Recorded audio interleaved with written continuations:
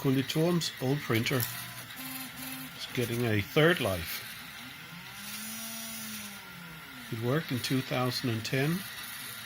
It was upgraded in 2012. And now in 2018, making it work again.